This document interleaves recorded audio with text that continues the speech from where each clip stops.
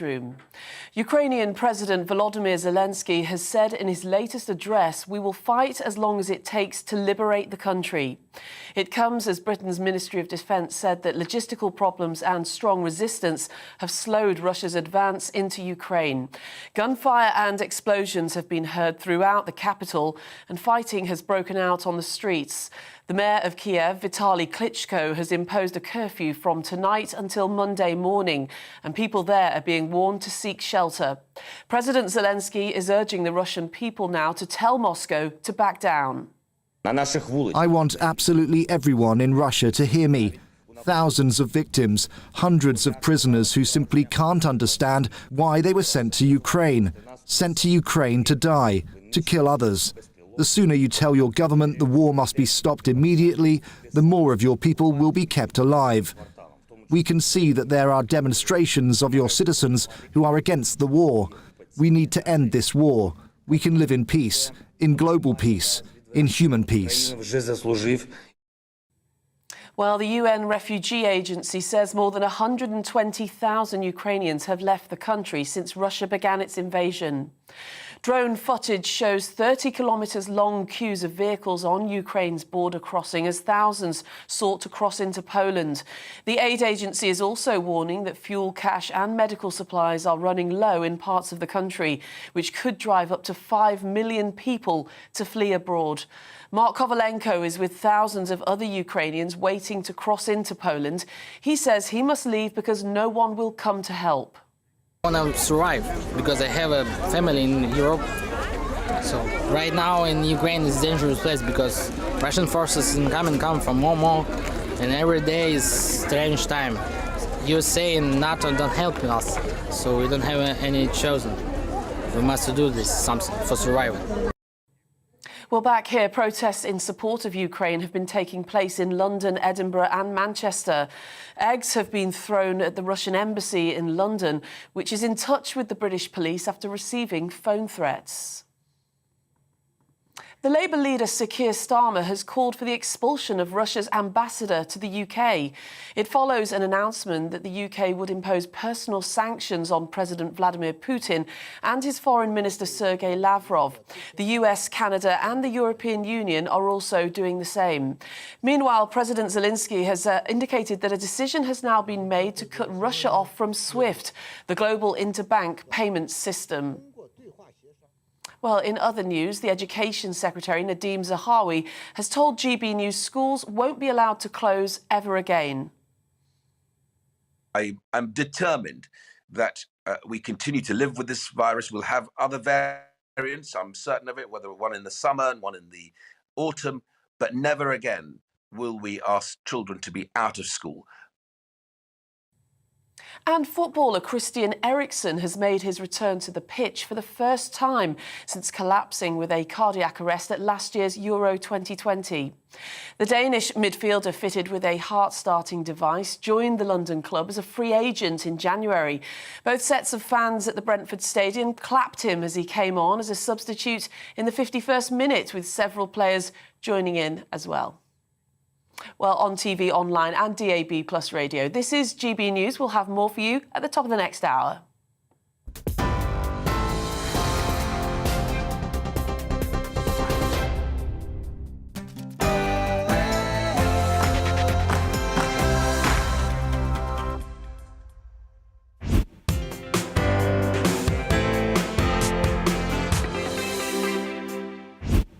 Hello, this is the Saturday selection here on GB News. I'm Esther McVeigh. And I'm Philip Davis. We've got a packed show today and we'll be joined in the studio shortly by author and former MP Simon Danczuk, who's here to talk about his new book, Scandal at Dolphin Square. But first, let's take a look at some of the biggest stories of the week with the help of commentator and Telegraph contributor Robert Taylor. Robert, we have to start with events in Ukraine. Well, we do indeed. I mean, it's an impossible story to avoid. It's probably the biggest story for the last 30 years, possibly. And a story I picked out that was doing the rounds yesterday, the one I've got is in The Independent, but it was about 13 Ukrainian soldiers who decided that they would rather defy the Russians and tell the Russians where to go than surrender. And what they basically said was, get lost. in rather graphic terms. And I think that what this shows is the Ukrainians are ready to fight, and what they need from the West is support in doing so. They know that they may not get troops on the ground, but they do need every possible sanction to fight against Russia. They need every possible assistance. We need to abolish Russia's ability to be part of SWIFT, for example.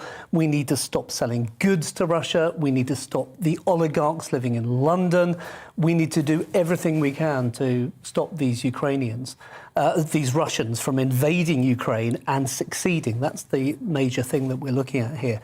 And you're somebody who's been to Ukraine. You've been there several times. You've covered it in news stories. I have indeed. I've had the pleasure of working alongside the last 3 foreign ministers of Ukraine. And what I see is a determination to protect their country and to stop the invader. It's incredibly brave. It's demonstrated by these 13 Ukrainians. I mean, which of us would make that choice to decide we're going to choose to die? And that's what they knew they were going to do by telling the Russian invaders where to go in very graphic terms that we can't talk about on morning TV. They knew that they were going to die. What an incredibly brave thing to do. And the least we can do is support them. And that's ordinary people standing up for what they believe is right. And they're going to be honoured. And we were talking about this last night, weren't we? Because you heard their conversation between the 13 of them, didn't you? Yeah, absolutely. And, amazingly brave, like you say, Robert. But it's also being led by the president, who's also... he's had the opportunity to flee Ukraine and be in exile somewhere, but he's decided to stay and said he's going to fight as well. So he's setting that leadership for the rest of the country. Well, I think his speech yesterday was a sort of YouTube-style video, was incredibly brave. It was just outside the building where I've met his team. They know they're target number 1. They might not be here in a week's time, and may not be here in a day's time, but they were still fighting on behalf of Ukraine. And when he said at the end of that video, long live Ukraine, glory to Ukraine, it almost brings a tear to the eye, the bravery of these people and the determination to stop Russia. And you've picked out another story from the papers. Again, it's those emotional real-life stories of people saying, get out of here, in sort of the plainest language. Yeah. But here, a lady who confronted Russians in a tank. Well, this is it. So a Ukrainian woman, from what I can see, quite an elderly Ukrainian woman, has confronted a Russian soldier face-to-face yesterday and has said, well, take these sunflower seeds for when you die. Again, this is, look, you may invade our country, but you're not going to succeed. And this is an elderly woman. So what we're seeing is the incredible bravery of ordinary Ukrainians. And there's an astonishing statistic, which is that 30% of Ukrainians are willing to take up arms to fight for their country over the next few days and weeks. That's 13 million Ukrainians who are willing to take up arms. And many more will fight in different ways. Those are people who are prepared to fight Dad's Army style on the front line. That's incredible. It's not going to be a walk in the park for Putin. And now I know you've been spending the last couple of months out in the Falklands, 40 years since the Falklands. You didn't necessarily know you were going to come home and also be covering Ukraine. So you thought maybe there were some similarities between Falklands, Argentina and Russia. Well, there Ukraine. are, in the sense that in both cases, Argentina is saying that the Falklands is a non-country. It doesn't have a right to exist on its own merits. And of course, that is exactly what Putin is saying about Ukraine. It's a non-country. It's really part of Russia. It doesn't have a right to exist. So in that sense, they're similar. There's a sense in which they're not similar, and that is that the Argentines know full well that they cannot possibly try and invade the Falklands again. The British presence, beefed up massively since 1982, rules that out.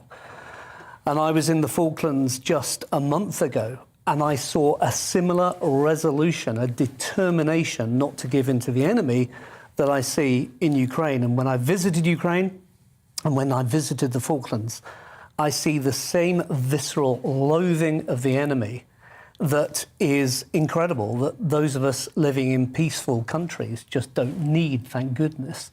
to take part in, but it's the same visceral loathing. And the Argentinians are supporting sort of the Russia. They've got an alliance there. Well, they're certainly not against the Russians. When the Russians invaded Crimea, which was only 7 or 8 years ago, Argentina was one of the few countries that did not condemn Russia for doing so. And in fact, Argentina made a link between the referendum in Crimea, which was at the butt of a gun, and the referendum of the Falkland Islands to stay British. And now the Falkland Islands decided to stay British in a completely fair, voluntary referendum that they managed themselves, and over 99% of the Falkland Islanders wanted to stay British. In Crimea, it was at the end of a gun. It's a very different situation. Well, in other news this week, the thing that caught my eye was about COVID regulations. And the thing that struck me was that the government have actually abolished all of the COVID regulations, so we can start living our lives normally again. You got rid of all the mask mandates and whatever. But there was a story in the papers early in the week that said patients must still wear masks in GP practices. And I think that this is more widespread, I think, than just GP practices, because I also found out this week that courts are still telling people that come to court, whether they're witnesses or defendants or even, I think, magistrates, they've got to wear masks in court as well. And it seems as if there's huge swathes of the public sector have just completely ignored what the government have announced in terms of giving up all these COVID restrictions, and are sort of through the back door keeping them all actually in place. So the government make a grand announcement, and actually back in the real world, everybody's still having to abide by all these rules. And I think it's a bit of an outrage. And I think the government need to get a grip of all of the different elements of their departments to say, look, we've made a decision. You've got to now abide by these decisions as well. Even Sadiq Khan's capitulated. He has, indeed. He's capitulated. Surely the rest of the public... Well, it's really interesting that on the tube on the way here from Charing Cross this morning, about 10% of people were wearing masks, and that was reversed. 2 months ago in December, it was the other way round. 90% of people were wearing masks. Robert, thank you so much for joining us. My pleasure. Really appreciate it. Now, there's an address in central London which has seen more than its fair share of scandal over the decades, and I'm not just talking about the House of Commons. Dolphin Square in Pimlico has been a home to politicians, celebrities and socialites since it was built in the 1930s. But rumours of what goes on behind the closed doors of its exclusive apartments has fuelled gossip columns and tabloid newspapers for years. Our next guest is a former politician who's written a book called Scandal at Dolphin Square and can tell us more about some of the salacious stories in its pages. Simon Danchuk, welcome. What made you write this book? Yeah, well, I live in Dolphin Square. I'll show people a cover of it. I've lived there. Are you part of these salacious scandals? I deal with that on page 265, so people can find out for themselves. But yeah, so I've lived there since 2017, and I started hearing all the gossip and rumours about who had lived there, and I had a good friend at the time, Nicholas Somerville, who had lived there in the 70s with the Marquis of Bristol, who was a real character, John Hervey, and he's actually featured in the book, and he used to regale me with all the stories that he could recall, and so I thought this is a book that just has to be written. So I rang up Dan Smith, the co-author, great author, and said, do you fancy doing a joint effort on this? And so that's what we did about 18 months ago.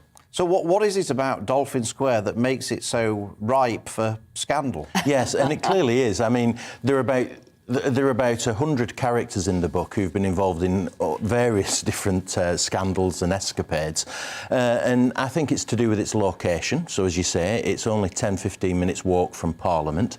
It's very near to the headquarters of MI5 and MI6. It's very close to Whitehall. You can walk into the West End. But also the nature of it. It's 1,100 apartments in a square, and there are various routes in and routes out.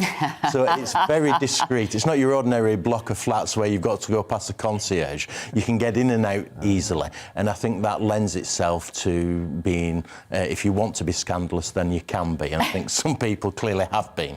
Well, I was looking at some of the inhabitants of the square. You've had everybody from the political people, Harold Wilson, William Hague, Alex Salmond, Nigel Farage. You're casting aspersions on any of these people.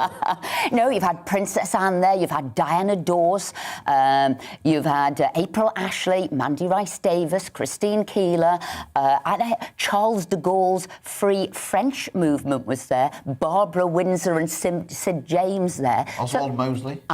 So I wondered, what was... Now that you've written the book, have you got a favourite scandalous story? Oh, yes. Well, there's Bertha Verrill, who's a very obscure character in that respect, but she's one of the first in the book in the 1930s. And she took a flat there. She was in equestrian, so she liked horse riding at the time, around Hyde Park and everything else.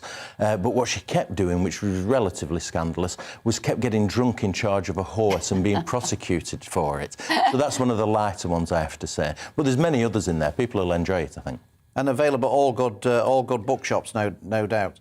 Now, you also, Simon, wrote about Cyril Smith, one of your predecessors as the MP for Rochdale. Smile for the Camera, the double life of Cyril Smith, which obviously was a scandal as well. Is this a theme that you want to develop further, sort of, writing about scandals, political scandals, or whatever it might be? When you come out of politics, you've got to focus on something, haven't you? So it started with Cyril Smith, double life, Smile for the Camera, double life of Cyril Smith. And that is touched upon in the book, actually, because David Steele lived in Dolphin Square for quite some time. And you might recall that he nominated Smith for a knighthood, knowing that he was an abuser of children. And so we cover that in the book. And there is a darker side to the book. Towards the end, we do deal with some of the allegations around child abuse that have taken place at Dolphin Square. We deal with Carl Beach, the Nick character, who's gone to prison for perjury, quite rightly, and we talk about that. He was clearly a fantasist, but we also deal with other aspects of it. And so there is a serious aspect towards the end of the book where we talk about the fact that child abuse has gone on there. But nevertheless, it's actually a great place to live. I've been there since 2017. It's a fantastic community, great facilities, so I recommend it to people. Now that it's so famous, you'll be pushing your rent up. Yes, absolutely. Now, you weren't a fan of... You're no longer an MP. You weren't a fan of Corbyn. But how do you think Keir Starmer's getting on? I think he's doing okay. I think he doesn't quite have the leadership qualities that you would see in Tony Blair. I don't think he's breaking through. They've been doing well in the opinion polls, there's no doubt about that, but I think that's because of the adverse attention that Boris Johnson's had. And I think Labour have a long way to go yet before they will get anywhere near winning the next general election. If I were a betting man, and I'm not, I would put money on Boris Johnson leading the Conservatives into the next general election and even winning it. Right. Will you be back in the House? Oh, never. No, absolutely not. No, I've done my stint. Yeah, I didn't really take to it. I didn't enjoy it that much. He's too busy installing cameras in Dolphin Square to find the material for his next book. That's, I think, what is... I think there'll be a volume 2, I suspect. Yeah, absolutely. Simon Danchak, thank you so much for coming in and joining us. We wish you well with the book. Thank you. Coming up, are you confused about which pronouns you should be using? Well, you're not alone. More on that next.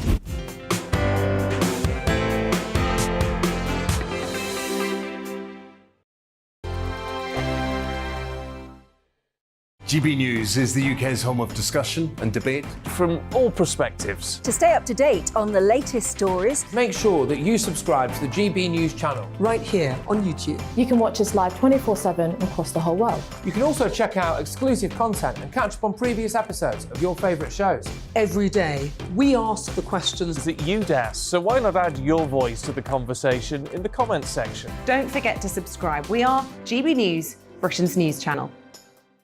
Every night at 11 on GB News, we bring you the next day's stories the day before. It's basically like time travel.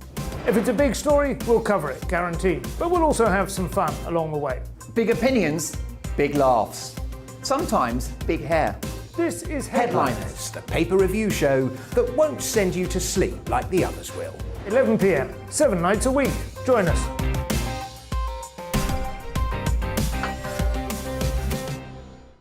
Hello there, I'm Eamon Holmes. And I'm Isabel Webster. And we hope you can join us for... Breakfast with Eamon. And Isabel. You make me laugh out loud, belly laugh. Is that important first thing in the morning? Yeah, absolutely. And there's me trying to be deadly serious. News is a serious business. Yeah, I have to rein you in sometimes. Well, it doesn't stop us laughing at it. It doesn't stop us having an opinion on what's going on. Yeah. And it certainly will not stop us reflecting what you think. Weekdays from 6 to 9:30 on GB News. I'm Dan Wootton. Join me Monday to Thursday from 9 to 11 for the feistiest and most fun news debate on TV, where free speech reigns. I'll bring you a sharp take on the day's biggest stories, bombshell newsmaker interviews, and A-list guests. And I guarantee you, no spin, no bias, no censorship, and no reason to go to bed. That's Dan Wootton Tonight, Monday to Thursdays from 9 on GB News.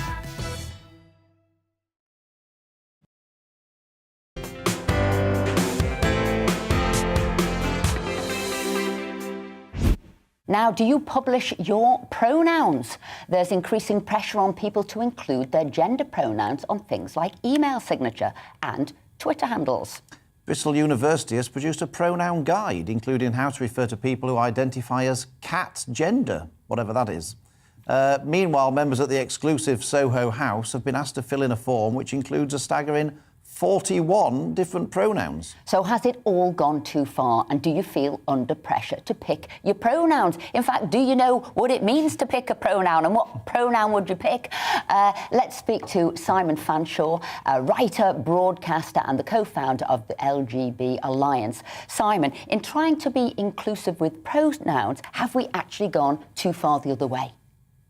Esther, hello, good morning. I'm not a co-founder of the LGBT Alliance, so just to correct you on that, I'm the author of a book called The Power of Difference, and the reason that I have any interest in this issue at all is if people want to do pronouns, they can do pronouns. My own view is that I think that it subscribes to an ideology which I don't subscribe to, but the point that I would make is that if you start enforcing these kind of things at work, creating social pressure on people to do it, it puts people who don't want to do it in a very difficult position. And there's this kind of idea that it's a sort of nice thing to do, that somehow it's inclusive.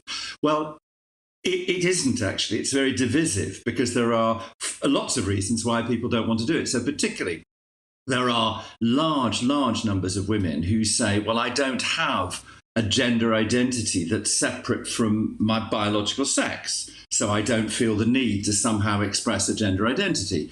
There are many women involved, particularly in academia, for instance, who don't want to state that they are female because it disadvantages them in terms of their research, their citations, and getting published. So there are lots of reasons why people wouldn't want to do it. My argument is that in work, and hence the book The Power of Difference, is that actually it's the combination of difference that really gives us the great solutions.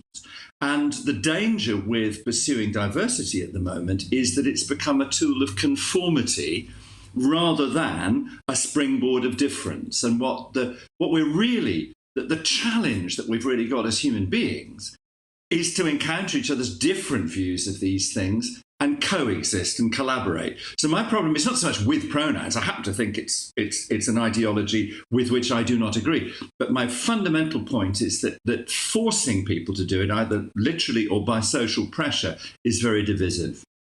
Now, I got your book this week, The Power of Difference, and I have to say, I'm still reading through it, but I think, it's an excellent book. And as somebody on Merseyside who was the only Tory there, I always thought I found the power in difference. But I think when you say things like differences to be explored in the pursuit of coexistence, you're very much applauding the differences, but how do you get round the table and then discuss it and learn from it? That's what I was taking from it. How would you describe that, and how do we do that? It's much easier said than done.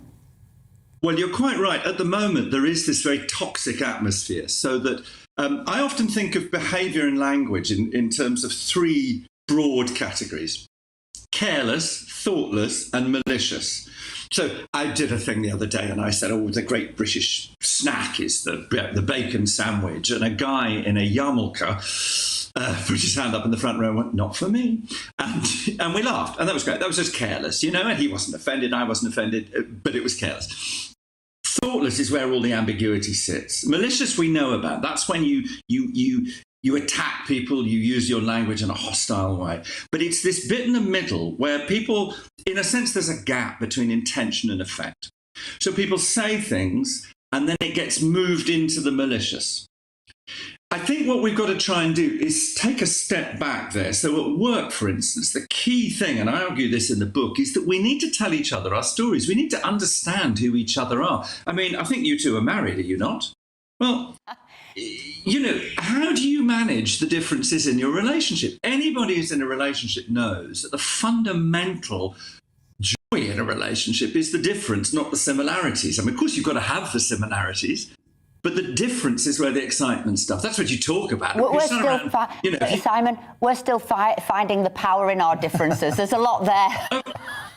Well done, you. But I mean, if you went out to supper last night, you know, well, my husband and I went out last night.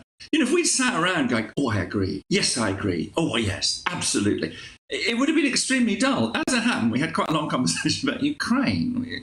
You know, why on earth we were doing that on a Friday night? I have no idea. Not a long conversation, but we kind of disagree. He's much more militaristic than I am. But my point being is, your question was, how do you do it? I think the answer is that we accept difference as a given, that we don't characterize difference as betrayal or as somehow a hostility. We accept that actually the fundamental thing about us being human is that we are different. And so that fundamental different view of the world is not designed to exclude people. It's the telling of our different stories. I don't know whether you know the Nigerian novelist Chimamanda Adichie, but she talks about this idea that our fundamental humanity comes from our ability to tell our different stories to each other. So I think we have to find ways of accepting that difference is a given. That's where we start in life. So, you know, the minute you say to somebody you're racist, you're transphobic, you're sexist, you're homophobic, just take a moment to say, actually, that's what I felt. That was the effect of what you just did or said. But also, what did you mean? And I know that's difficult. I know that's difficult because if you feel offended or attacked, that's hard to kind of take that moment. But they've got to take that moment too. So we've somehow got to find this way of collaborating around our differences in some sort of common goal. Simon, I agree with you. I think more live in and let live in. If people want to use a pronoun, that's fine. If they don't want to use a pronoun, that's equally fine. What worries me is what you've touched on there, that we've got a culture at the moment where lots of sort of decent people are petrified of what they're going to say, what word they're going to use in case some zealot takes offence at it. And it seems to me that, you know, people are so easily offended these days. In fact, people are looking to be offended, it seems to be, most of the time. What can be done? What can we do in politics, for example? You know, what can be done generally to try and address this, what I consider to be a rather toxic culture of people being so easily offended? Well, as I say, I think we've got to find a way of just accepting conflict. I mean, you know, conflict's a given. I mean, we are, as human beings, we're mutually in conflict in a way because we can't do what we want. You know, there's this phrase, bring your whole self to work. And I think, no, don't do that. Bring the bit of you to work. I mean, God, you don't. I don't want. People work with me. They don't want the whole of me at work. I'll tell them that for nothing.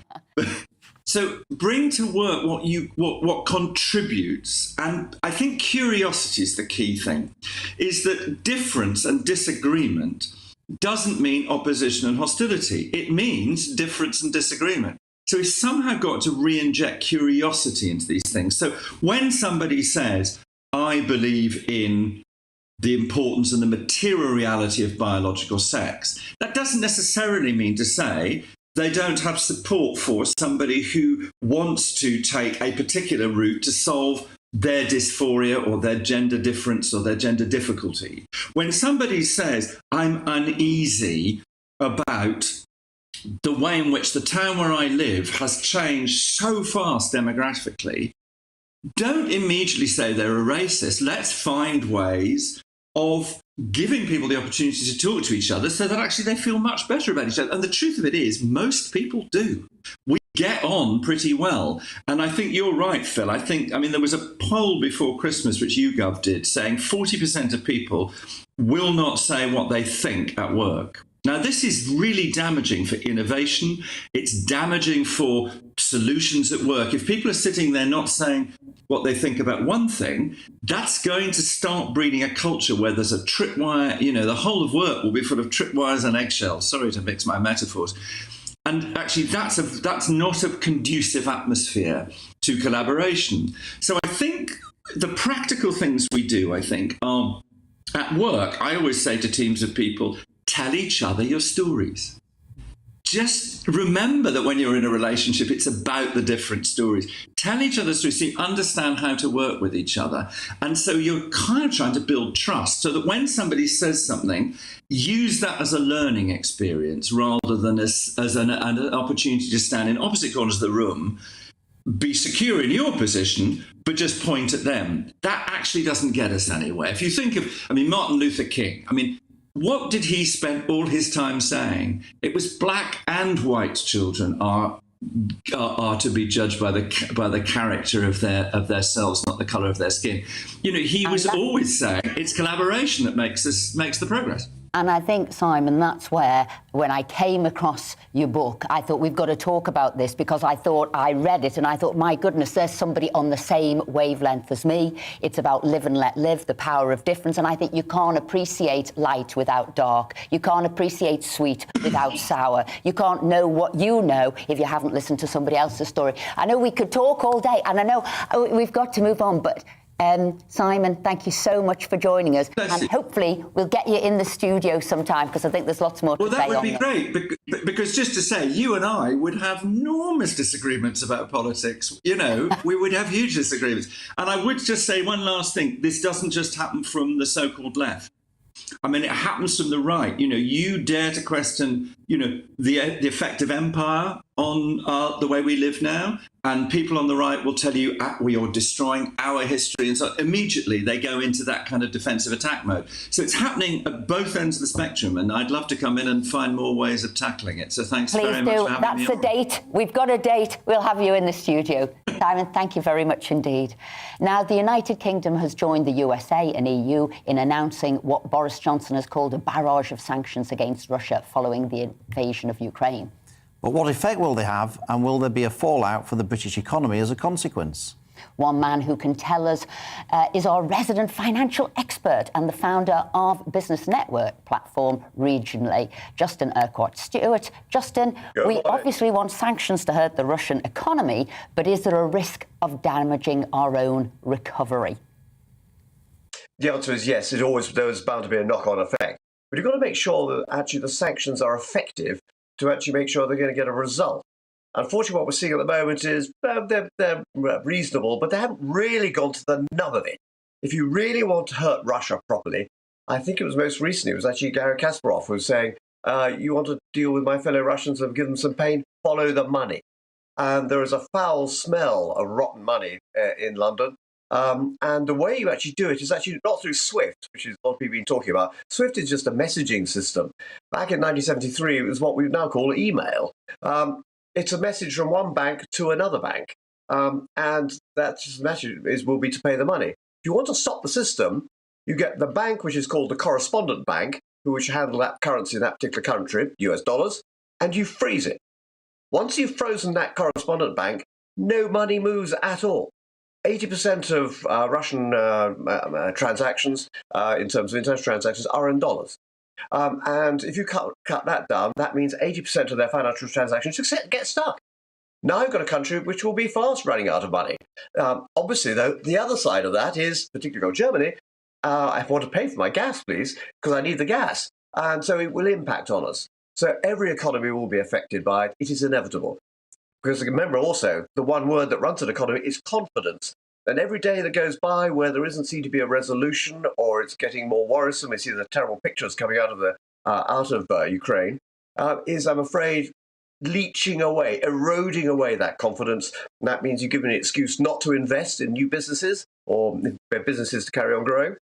You've persuaded me to maybe not spend quite as much. All those elements, maybe not going to move house. All of those things which we would take for granted and keep the velocity, the speed of money running through the economy. If you start slowing that up, that's the quickest way to get a recession. Justin, presumably sanctions are only really effective if they're applied internationally and everybody's doing the same thing. Otherwise, that creates just a loophole. How hard will these sanctions that have already been announced hurt Putin's supporters? Yeah, the trouble is, by dealing with individuals, they've known that they're going to be targets for some time. So if nothing else, just for taxation reasons. But they'll be covered. You won't find their names. There are not going to be a list of bank accounts saying, oh, look, there's another Russian here. The effect on most of us in terms of these sanctions like this, or better money laundering checkups, means that you and I try and open a bank account these days. It takes forever. You almost have to go leave your child in custody for them to have some security. So it's actually almost worked the wrong way. You need to keep it simple and operating internationally. And that's why the banking system, with this issue of correspondent banks, is the way to go about it. If you just got rid of this thing called SWIFT and they kicked them out of it, they'd revert back to what we used to do before. When I was working in Uganda, we used to have a lovely old thing called a telex machine. You remember those wretched machines that gave you the Saturday football results on Grandstand or whatever it was? Well, that's what we used to actually message each other's banks, and then they'd make the payment. SWIFT is just an automated version of it. Now, if you've got people internationally actually just freezing those single correspondent banks and just making sure money can't move out of those, then you've solved most of the problem straight away. And you don't necessarily have to go through the tedious issue of trying to identify where all these people are, where they're living, what their assets are. Although I do find it rather strange going down to that well-known footballing centre, Bournemouth, and suddenly find that Bournemouth Football Club's got a Russian flag flying outside it.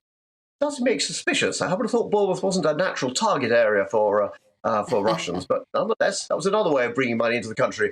Not money laundering. I'm sure it's perfectly clean. Justin, Putin must have thought that the rest of the world was going to deploy sanctions upon it. So he must have thought, well, I know that, and I'm going ahead anyway.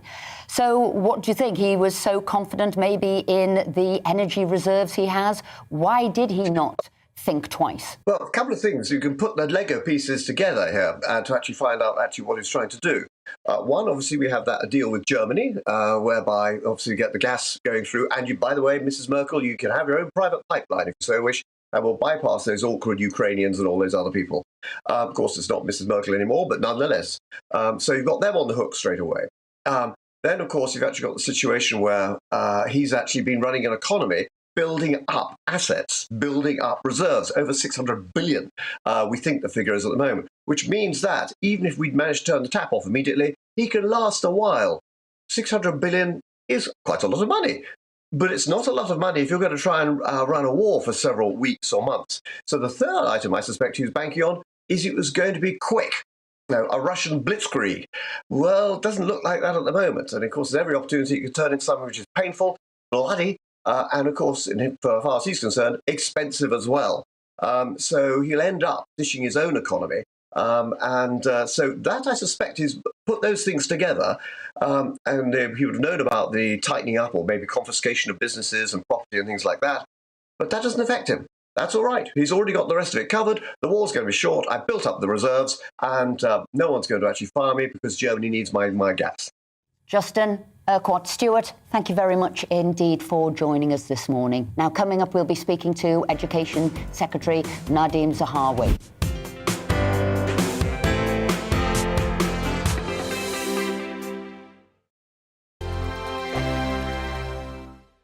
GB News is the UK's home of discussion and debate from all perspectives. To stay up to date on the latest stories, make sure that you subscribe to the GB News channel right here on YouTube. You can watch us live 24/7 across the whole world. You can also check out exclusive content and catch up on previous episodes of your favourite shows. Every day, we ask the questions that you'd ask, so why not add your voice to the conversation in the comments section? Don't forget to subscribe. We are GB News, Britain's news channel. Every night at 11 on GB News, we bring you the next day's stories the day before.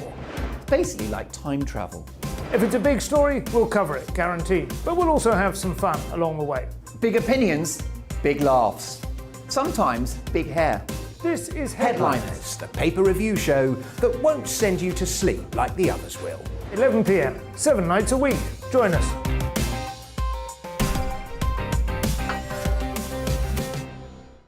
Hello there, I'm Eamon Holmes. And I'm Isabel Webster. And we hope you can join us for Breakfast with Eamon and Isabel. You make me laugh out loud, belly laugh. Is that important first thing in the morning? Yeah, absolutely. And there's me trying to be deadly serious. News is a serious business. Yeah, I have to rein you in sometimes. Well, it doesn't stop us laughing at it. It doesn't stop us having an opinion on what's going on. Yeah. And it certainly will not stop us reflecting what you think. Weekdays from 6 to 9:30 on GB News. I'm Dan Wootton. Join me Monday to Thursday from 9 to 11 for the feistiest and most fun news debate on TV, where free speech reigns. I'll bring you a sharp take on the day's biggest stories, bombshell newsmaker interviews, and A-list guests. And I guarantee you, no spin, no bias, no censorship, and no reason to go to bed. That's Dan Wootton Tonight, Monday to Thursdays from 9 on GB News.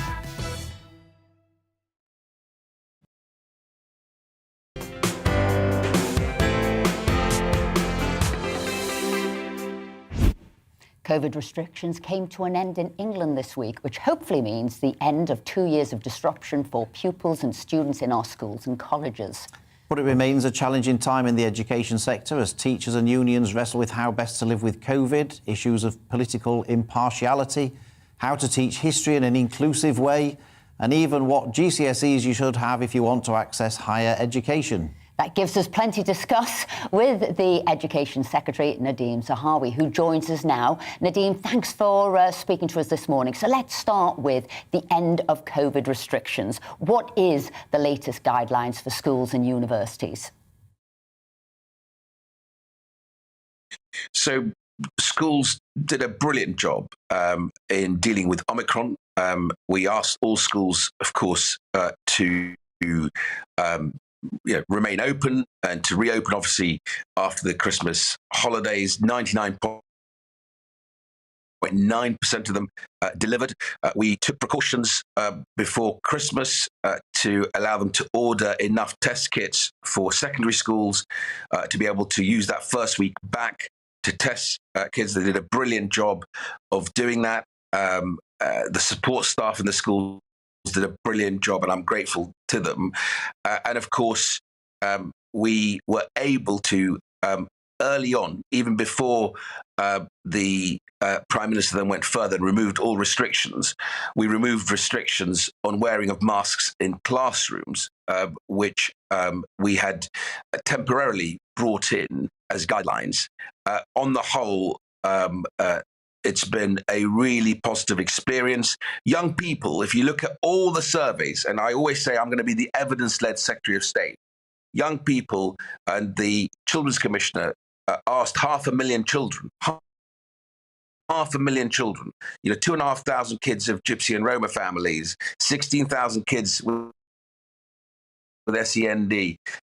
They all said the one thing is they wanted to be back in the classroom, in school, with their classmates, learning, because it was impacting their mental well-being and, of course, their educational development. So I'm determined that we continue to live with this virus. We'll have other variants, I'm certain of it, whether one in the summer and one in the autumn, but never again will we ask children to be out of school and learning from home, because it really was deeply impactful on their well-being and, of course, their education. And similarly with universities, both myself and my universities minister, Michelle Donlan, have made sure that we are very clear with Vice Chancellors, with universities, that we want students back at university, back in their lecture halls, back learning. They deserve that. They're borrowing £9,250 a year for that education, and they deserve the very best. And online education is, on its own, is just not good enough. And so I think we're in a good place. But of course, much to do. I have a big agenda. I've focused the department on three things: skills, schools, and family. And we can talk about all those three things, I hope, this morning. Nadeem, just on the COVID restrictions, the government's announced the end of all of these restrictions, mask mandates, and all the rest of it. How are you going to ensure that schools don't reintroduce them by the back door and ignore what the government's announced? So, on the whole, schools and school leaders, and I thank them for everything they've done. They've really responded to everything that we have asked them to do. So when we put out guidelines on removing masks from the classroom because they do impede learning and communication, they responded to that when we asked them to install the 350,000 CO2 monitors and give us the data back so we can see where we do need to buy the air purifiers, the air ventilators. They came back and we worked out that we only need to buy about 8,000 to 9,000 of these rather than spend taxpayers' money. I always remind my department we are the custodians of taxpayers' money, and we have to spend it responsibly. So they've responded really, really well to this. If there are pockets where parents are unhappy or they think that somehow there are restrictions still apply, then I would urge them to come forward, contact your Member of Parliament or contact the department or myself directly, and we will look at it immediately with our regional school commissioners who work very closely with schools and school leaders. Now, on political impartiality that I know you've been speaking about recently, look, when I went to school, I didn't know what the political opinions of any of my teachers were. Now it seems that, we have to know the political opinions of every teacher. What is it you're actually going to do to make sure that schools do stay politically impartial? I mean, what sanctions are going to be there in place for teachers who use their position to just shove propaganda down their pupils' throats? I mean, I like you, Philip. I remember, I came to these shores when I was 11, couldn't speak a word of English, but had parents who valued education, understood the key that education, can unlock is tremendous. And of course, I learned to read the language, speak the language, but fundamentally, when I began to think in the language, it made all the difference. The only thing I remember then, my mother saying that a grocer's daughter, this was 1978, 79, we arrived in 78, but in 79, had just become leader and prime minister. She said, "This country is a great country, my son." But you're right.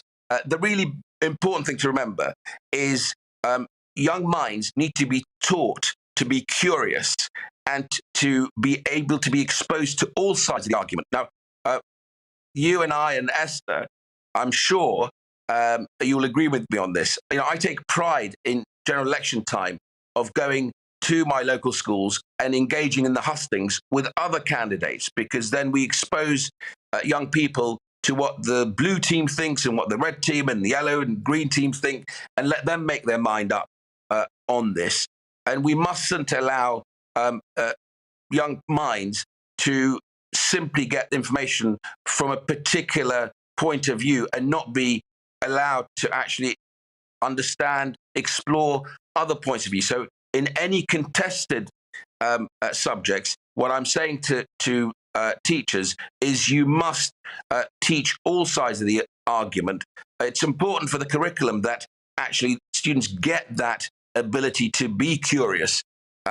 So if you're dealing with racism, of course we should explore that subject, but there are particular political movements that will have a particular point of view, and that should not be the teaching to our young minds, young people, as if it's fact.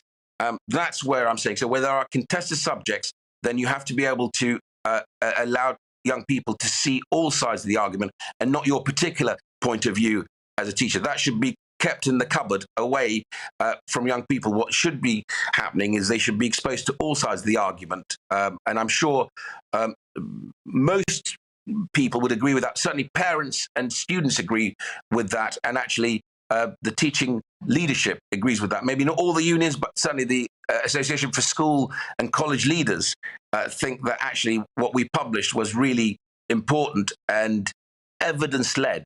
And that's what we should be doing. Nadeem, you got the position, I think it was the 15th of September, and you've certainly hit the ground running. Coming out this week, you talked about how and what qualifications you need to get into university and the funding too, both of which seem slightly more controversial, particularly the funding of university. But why have you done that? Are you wanting less people to go to university? Do you believe in choice? There's apprenticeships there, you could get a job. And is it about paying your way in university? What was your thoughts behind it? Yeah, absolutely, yes. So I was in the department under the coalition government as the apprenticeship czar. And we had lots of czars in those days under David Cameron. But anyway, I was tasked with bringing the apprenticeship standards to a place where actually they delivered a skill set to business that our economy needed, because that's good for the individual. It's good for all of us collectively, because the economy is more productive. That's a good thing. We did that. The golden thread through my strategy, and you see it with my predecessor, Gavin Williamson, did a brilliant job on the skills white paper. We've turned that into the skills bill, is that we embed business into designing the skills that young people, when they become adults, need to have a fulfilled career and a great outcome in their life. If we focus on outcomes, the way I did with vaccines, I said, I don't care about how many vaccines we've ordered or how many we've got in the warehouse. How many are we getting in people's arms and saving lives? Then we'll be doing the right thing. So that is if you're asking me what the strategy is, it is to make sure that we embed business through the skills agenda, and we bring further education and higher education much closer together. So the big emblematic announcement we made is that anyone over the age of 18, if you want to reskill or upskill at any point in your life, if you're in Aberdeen oil and gas and you want to move to northeast offshore wind, we will stand behind you to the equivalent of about £37,000 or 4 years of education, of university education equivalent, and we will stand behind you, and you can do that. Now, if you'd asked me back in 2016 that there would be a prime minister who would convince the Treasury that they'd back adults to reskill and upskill to that level, I would have bitten your arm off. This PM is doing it. So the lifelong learning entitlement is what we're consulting on and how we do that. And then what I had to look at is, how is the student loan book actually working? At the moment, under the current system, without any changes, only about 23% of students who take a loan actually pay back their loan fully. That's not a good place. That's a system that's not really working properly. It has to be fair to the taxpayer and fair to the students. So the changes we've made, because the Auger panel, Philip Auger, did some brilliant work with his panel to make recommendations to us. He was the one who recommended, by the way, the lifelong learning entitlement. This, you're standing behind adults if they want to reskill and upskill. But he also made recommendations on the threshold at which people start paying back. And the important one, which you and me and Philip stood in our manifesto on, is that no one should pay back more than they borrowed. We said in our manifesto that we will reduce the interest rate, because young people are paying basically RPI plus 3% on the loan. Going forward, it'll be RPI plus 0%, because the principle that no one should actually pay back more than they borrowed is a fairness principle, is an important one. So we're introducing that as well. We're also investing in our higher education. So £900 million of investment, 75 million of it will go towards disadvantaged pupils. And I know Philip has some brilliant programs in his constituency, because I've been engaged with them on this, who want to go to higher education, want to get a degree in engineering and STEM and other areas of the economy that we need. We will invest in them. Big investment in HE, but also making sure that there are some courses in our universities that, if hand on heart, those vice chancellors would say they were probably designed to take advantage of the £9,250 rather than delivering a great outcome in a great career path. I want to make sure that those young people don't end up on those courses. So if you haven't got GCSE maths and English, and you haven't been able to do that, should you be going to university, or should you be thinking about an apprenticeship or a degree apprenticeship maybe later on? Now, you might not have the GCSE, but you might still do well in A-level, and we're giving you an opportunity to do well as well there. Nadeem, I want to thank you very much indeed for coming on the show this morning and speaking so clearly about the reforms that you've put in place.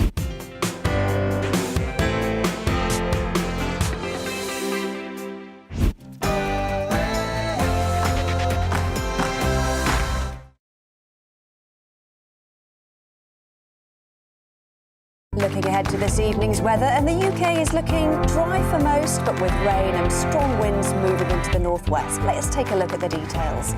A dry evening and night for Plymouth and southwest England with plenty of clear spells. Staying on the windy side, especially over high ground and along northern and western coasts. For London and southeast England, it will also be a breezy, dry and clear evening with little in the way of cloud in the sky. It's a similar story for Cardiff and South Wales, although a windier evening here than further east, especially over hills and coasts. Temperatures this evening will be around 5 to 7 degrees Celsius. A dry evening with clear skies for Birmingham and the West Midlands. Again, it will be on the breezy side, but overall it will remain settled with temperatures of 5 to 7 degrees Celsius. More of the same across northeastern England with dry and clear conditions dominating, some breezy or windy conditions at times, and evening temperatures in the range of 5 to 8 degrees Celsius.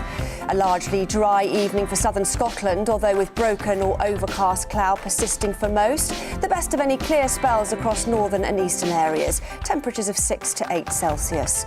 Across the Irish Sea, it'll be a cloudy evening for Northern Ireland. Northern Ireland will keep the cloud and southerly winds, allowing for mild conditions to persist overnight.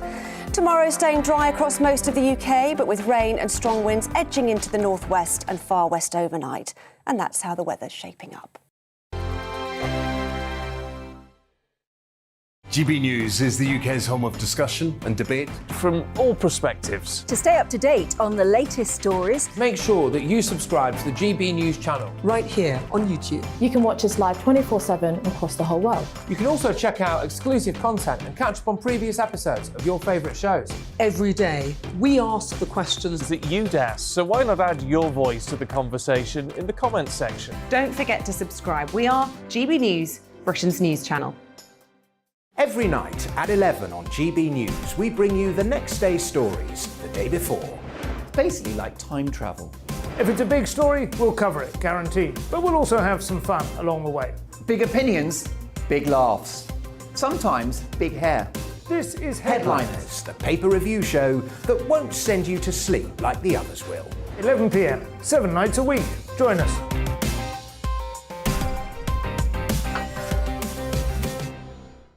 Hello there, I'm Eamon Holmes. And I'm Isabel Webster. And we hope you can join us for Breakfast with Eamon and Isabel. You make me laugh out loud, belly laugh. Is that important first thing in the morning? Yeah, absolutely. And there's me trying to be deadly serious. News is a serious business. Yeah, I have to rein you in sometimes. Well, it doesn't stop us laughing at it. It doesn't stop us having an opinion on what's going on. Yeah. And it certainly will not stop us reflecting what you think. Weekdays from 6 to 9:30 on GB News. I'm Dan Wootton. Join me Monday to Thursday from 9 to 11 for the feistiest and most fun news debate on TV, where free speech reigns. I'll bring you a sharp take on the day's biggest stories, bombshell newsmaker interviews, and A-list guests. And I guarantee you, no spin, no bias, no censorship, and no reason to go to bed. That's Dan Wootton Tonight, Monday to Thursdays from 9 on GB News.